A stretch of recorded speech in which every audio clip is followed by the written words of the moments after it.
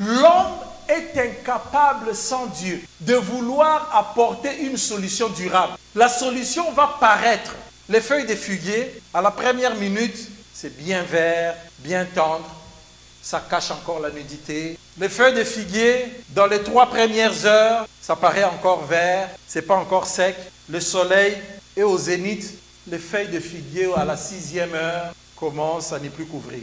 Les feuilles de figuier, à 12h, 13h, 14h, sont devenues sèches. Et les feuilles de figuier, la solution de l'homme lui-même, l'expose encore à la nudité. Très éphémère. C'était la solution de Dieu. Vous voyez une peau d'animaux, lorsque vous couvrez avec, ça peut faire des années. Des années. Regardez juste vos chaussures. Regardez dans vos salons. Il y en a qui ne veulent pas de tissu, ils veulent la peau. Pas du simili, mais la peau, tu la mets là, elle demeure. L'homme s'est décidé d'apporter la solution par lui-même sans Dieu. Il y a un cycle qui se crée parce que l'homme ne peut pas résoudre le problème du péché par lui-même. Impossible. Contemplons juste le monde, comment il marche. On trouve la solution à ceci et puis ça paraît une solution pendant 1 ou 2 ans et puis ça génère autre chose. On veut trouver encore la solution à autre chose. Ça génère encore autre chose. On se donne des libertés au-delà des limites que le Seigneur lui donne. Ça génère encore autre chose et on est perdu. Et les gens ne savent même pas pourquoi. Et ceux qui savent ne veulent juste pas affronter la réalité en face. Il y a un cycle à la nudité. Nous allons lire 2 passages. Prenons Genèse 6, 5 à 8. Et puis nous allons prendre Genèse 9, 18 à 25. Le Seigneur vit que le mal des humains était grand sur la terre et que leur cœur ne concevait jamais que des pensées mauvaises. Le Seigneur regretta d'avoir fait les humains sur la terre et son cœur fut affligé. Le Seigneur dit, j'effacerai depuis les humains jusqu'au bétail, aux bestioles et aux oiseaux du ciel, car je regrette de les avoir faits. Mais Noé trouva grâce aux yeux du Seigneur. Amen. Les fils de Noé qui sortirent de l'arche étaient Sem, Cham et Japheth. Cham fut le père de Canaan. Les 3 là sont les fils de Noé. C'est à partir d'eux qu'on se dispersa sur toute la terre. Noé devint cultivateur et il planta une vigne. Il but du vin, s'enivra et s'exposa nu à l'intérieur de sa tente. Cham, père de Canaan, vit la nudité de son père et le raconta au dehors à ses 2 frères. Alors Sem et Japheth prirent le manteau, le mirent tous 2 sur leurs épaules, marchèrent à reculons et recouvrirent la nudité de leur père. Comme ils détournaient leur visage, ils ne virent pas la nudité de leur père. Lorsque Noé se réveilla de son vin, il apprit ce qui lui avait fait son fils cadet. Il dit alors, maudit soit Canaan, qu'il soit l'esclave des esclaves de ses frères. Amen. Les 2 passages nous montrent, premièrement, que la solution de Dieu, une des solutions que Dieu a trouvées, parce que Dieu crée Adam et Ève nus, mais n'en avaient pas honte. Ils ne savaient même pas qu'ils étaient nus. Puis, ils pêchent. Malheureusement, ils reconnaissent qu'ils sont nus. Dieu vient les couvrir avec des peaux d'animaux. Ça, c'est notre habillement physique. Alors que le péché est spirituel. C'est pourquoi je disais, notre habillement traduit juste la faiblesse d'une réalité spirituelle. La réalité spirituelle, c'est la nudité, c'est l'expression de l'éloignement à Dieu. Nous nous habillons pour nous sentir bien conformes à ce que Dieu a prévu. Nous nous habillons, c'est une expression de « je dépends de Dieu ». Vouloir rentrer dans l'état alors qu'on est pécheur, mais on veut vouloir rentrer dans cet état antérieur. C'est juste dire « Seigneur, je ne veux pas dépendre de toi ». C'est juste dire « Toi, Dieu, là, je ne veux même pas dépendre de toi. » La solution de Dieu après le péché, c'est de couvrir l'homme et la femme. Il l'a fait. Mais malheureusement, le péché était entré dans le monde. les hommes ont commencé à faire du mal. Ils ont fait tellement du mal. Le mal a tellement augmenté. Le mal a tellement augmenté. Et si nous regardons notre monde aujourd'hui, si nous sommes sincères, nous pouvons juste nous dire que le mal a vraiment, réellement augmenté. Les gens se font du mal pour rien. Les gens veulent avoir, ils sont cupides. Le mal sans Dieu, lorsque l'homme ne revient pas à Dieu, le mal augmente. Et la solution de Dieu, c'était de renouveler toute la création. Il a dit, bon, qu'est-ce que je vais faire? Ces gens-là, ils sont déjà complètement perdus. Mon jugement va venir sur eux. Je veux prendre un reste. Et nous sommes le reste de Dieu. Tu es le reste de Dieu. Si tu crois en Jésus comme Seigneur et Sauveur, ça veut dire que toute une création peut partir. Mais Dieu regarde Noé et il dit, celui-là, je vais l'épargner. Je veux répartir une nouvelle création à partir de lui. Et la solution de Dieu, il a réparti une nouvelle création à partir de Noé. Mais le péché n'était pas parti. Le péché n'était pas parti.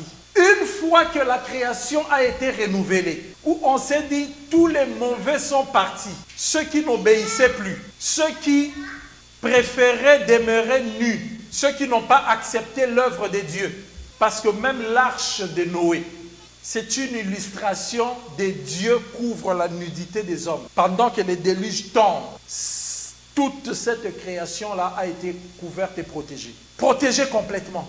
Mais lorsqu'ils sortent, le péché, après ces renouvellements, est encore exprimé par la nudité et les habits. Est-ce que vous avez vu ça? Noé a un champ, a des vignobles. Et Noé fabrique le vin. Il le boit et il s'enivre. Imaginez que Dieu vient de terminer avec le péché en disant je renouvelle le monde. Il l'a fait. Mais dès qu'on sort, la première des choses, c'est prendre l'alcool, perdre toute sa tête et enlever les habits. C'est pourquoi j'ai dit aux gens, faites attention à l'alcool. Ce n'est pas pour rien que la sagesse dans la Bible dit que l'alcool n'est pas bon pour le roi. L'alcool n'est pas bon pour le sage. L'alcool est bon pour l'insensé.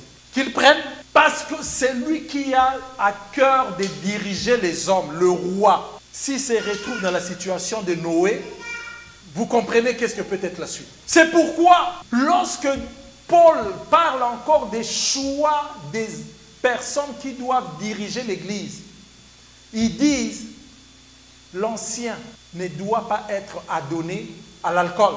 Juste parce que, pour un rien, il va se retrouver dans la situation de Noé. Ça veut dire qu'il va se retrouver nu. Le renouvellement qu'on voulait de la race est encore exprimé une fois le péché est revenu en nudité et habit. Alors qu'ils ont été bénis. Genèse 1, 28. Dieu a béni Adam et Ève. Dieu les bénit. Dieu dit, soyez féconds, multipliez-vous, remplissez la terre, soumettez-la, dominez sur les poissons, donc dominez sur tout. De la même manière, lorsque Dieu renouvelle le monde, Noé, sa femme, ses 3 enfants et leurs femmes, soit 8 personnes, qui ont été épargnées du jugement de Dieu pour répandre un nouveau monde. Genèse 9, 1, on les bénit encore. C'est dit, Dieu bénit Noé et ses fils. Il leur dit, soyez féconds, multipliez-vous et remplissez la terre. Vous inspirerez de la crainte aux animaux, aux oiseaux, et on donne la suite. La nudité va encore entraîner la malédiction. Donc on renouvelle le monde. Le premier péché, c'est encore en lien avec nudité et habillement, et ça entraîne toute la décadence encore de la race humaine. La malédiction, c'est l'opposé de la bénédiction. Dieu a béni Adam et Ève avant le péché. Ils ont péché, éloignés de Dieu, ils se sentent nus. Dieu renouvelle la création. Il sort Noé, ses fils. Il est béni. Malheureusement, Noé se retrouve nu en face de ses fils. Au lieu de la bénédiction, c'est la malédiction qui s'en est suivie. Si tu es en train de pécher et tu penses que tu es en train de gagner, je te dis, c'est la malédiction qui suit. La personne qui est en train de pécher, croyant qu'il en profite seulement, je te dis, avec ces 2 exemples, que c'est la malédiction qui suit. Ça peut être bon pour un temps. Ça peut être rapidement attrayant ou attractif. Lorsque Noé prenait l'alcool, j'imagine combien il était joyeux. Parce que la Bible dit le vin rend le cœur joyeux. Il se disait, waouh, je me sens bien. Je peux au moins cette fois-ci consommer mon vin loin des pécheurs. Ils sont morts dans le déluge.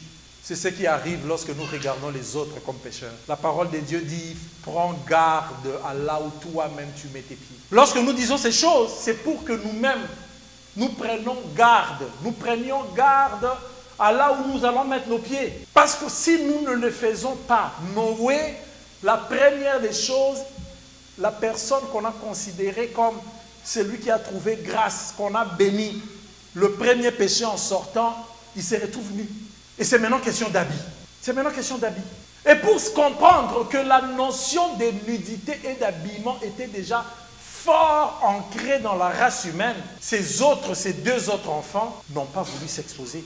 Si on dit que c'était des primaires, ils étaient des non-civilisés, ils vivaient nus, c'est faux. On peut dire, mais là, parce qu'on vous montre dans l'évolution le singe qui marche comme ça, et puis il se tient debout, il commence à partir, on dit qu'il est devenu l'homme. Alors ils doivent nous expliquer quand est-ce qu'il a commencé à s'habiller. La parole de Dieu explique pourquoi on s'habille. La réponse à toute chose. L'essentiel pour une vie se trouve dans la parole de Dieu. On l'explique clairement, l'essentiel. Comme un jeune frère me disait, mais là, je vous l'ai dit aussi une fois, la Bible ne contient pas tout, il faut toujours, pourquoi vous êtes toujours limité à la Bible? Il faut aussi voir ailleurs. Je lui ai dit, la Bible comme elle est là, elle suffit. C'est un mensonge que les gens vous disent que la Bible ne suffit. Parce que la Bible traite de l'âme. Il n'y a pas autre ressource qui répond à l'âme comme la parole de Dieu. Tu peux aller ailleurs, apprendre tout ce que tu veux. Ça ne sauvera pas ton âme. Tu peux lire toutes les prophéties de Nostradamus. Ça ne sauvera pas ton âme. Tu peux en faire des thèses. C'est vrai, ça ne sauvera pas ton âme. Tu peux lire toute la philosophie chinoise. Ça ne sauvera pas ton âme. Tu peux apprendre toutes les méthodes, comment rester zen. Comment rester zen. Tu peux tout apprendre. Oui, ton corps aura de temps en temps des sentiments que c'est zen. Mais toi-même, tu sauras qu'il y a quelque chose qui ça ne va pas. Donc je disais, après le renouvellement, le péché est revenu sous forme de nudité et d'habit. Cham regarde son père nu. On ne sait pas si est-ce que c'est lui qui a fait exprès. On ne le dit pas. Est-ce qu'il était là et puis son père lui passait et puis son père était là tout nu? On ne le dit pas. Mais juste l'exposer à la nudité, ça a eu des conséquences graves. Et les autres, les sachant, ils n'ont même pas encore vu les conséquences. Ils n'ont même pas entendu leur père maudire. Mais sachant que la nudité, pour les enfants et pour tout le monde, si je veux utiliser un terme spirituel, je dirais la nudité est sacrée. La nudité est sacrée. C'est pourquoi on ne peut pas exposer sa nudité à n'importe qui. Dans les écoles, on montre aux enfants juste une partie de ça, en disant, tu vois, personne ne peut te toucher ici, sauf si c'est oui. Mais ce n'est qu'une partie qui est très minime. La grande partie reste de toute exposition autre. Les parents qui exposent leur nudité à leurs enfants. On voit ici que les enfants de fils de Noé savaient qu'ils ne peuvent pas exposer leurs yeux à la nudité de leur père. Ils ont utilisé un habit. Si leur père était de ce côté, ils ont pris l'habit. Un ici, mais sur ses épaules. L'autre là aussi sur les épaules. Ils sont partis en reculant sans regarder jusqu'au moment où ils atteignent leur père et puis ils le couvrent. Parce que la nudité est sacrée. La nudité traduit exactement le péché. Ces messieurs-là, s'ils n'avaient pas péché, ils ne seraient pas nus seuls dans la maison. Ils ne seraient pas. Notre habillement physique est l'expression faible, comme je disais, éphémère de la réalité spirituelle. Lorsque vous regardez le monde, vous regardez notre monde actuel, vous regardez toute la dégradation morale. Ça va de pair avec quoi? Avec la nudité. Ça va de pair avec la nudité. Tu arrives en Europe, dans la capitale de l'Europe. Tu peux être surpris en train de marcher et dans un quartier, les femmes sont mises dans des vitrines, nues, la nudité. La dégradation morale s'exprime par la nudité. Dans la société, observez la mode. Vous avez déjà vu une mode qui n'a pas de sens. Tu ne peux porter ça nulle part. Des casseroles par la tête et des choses comme ça. Et puis en bas ici, il n'y a rien. Ou une robe complètement transparente. Complètement. La dégradation morale s'exprime par la nudité. Dans la société, nous voyons. Dans l'art, nous voyons. J'ai un ami qui dessine. Et j'étais en train de le voir. Il dessinait quelque chose. Et puis, c'était... Je ne sais pas pourquoi les artistes là aiment dessiner les poitrines des femmes. Et il dessinait quelque chose comme ça au début là. Et puis moi je lui ai écrit, mais il faut couvrir ta femme.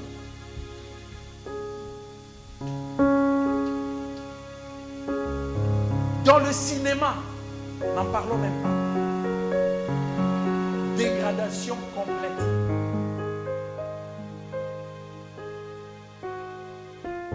En lien avec la nudité. C'est comme si tu ne fais pas un film qui n'a pas une scène même de 2 secondes avec la nudité, c'est comme si ça ne va pas marcher.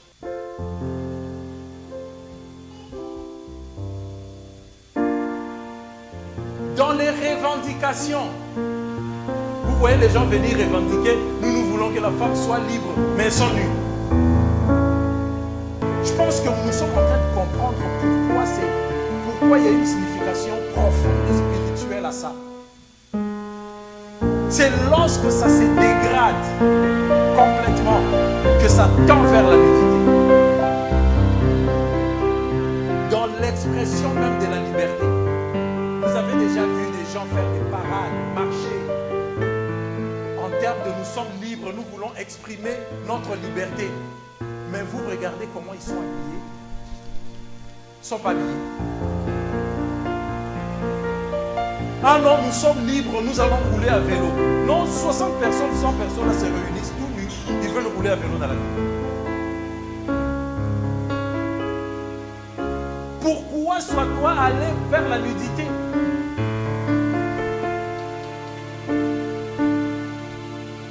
Dans les célébrations, comme j'ai dit, les revendications, les expressions de la liberté, dans l'art, dans le cinéma, dans la mode, tout va vers la dégradation morale et ça va vers la nudité.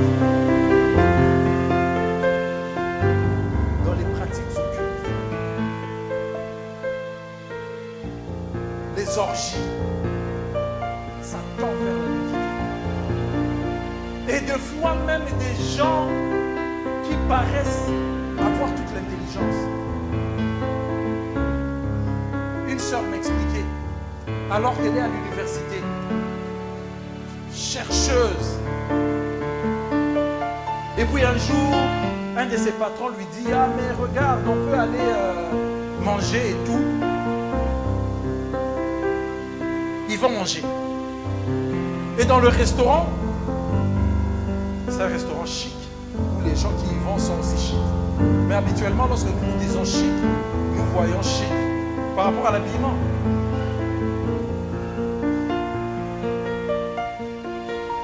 Et après, le monsieur lui dit, non, on va aller de l'autre côté aussi. Elle s'est dit, bon, c'est mon patron, c'est pas grave, sûrement, c'est un monsieur qui est intelligent, qui soigne des gens, qui publie beaucoup, qui a la renommée, et puis là, il est chic. Lorsqu'ils sont entrés, ils ont dépassé l'espace, c'est à ce moment-là qu'elle réalise que de l'autre côté, pour y rentrer, on laissait les habits et on rentrait là, tout le monde était comme Adam et Ève avant le péché.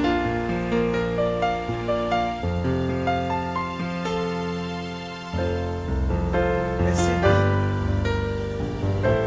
c'est quoi le lien entre ces messieurs chics que je vois et ce que je viens de dire?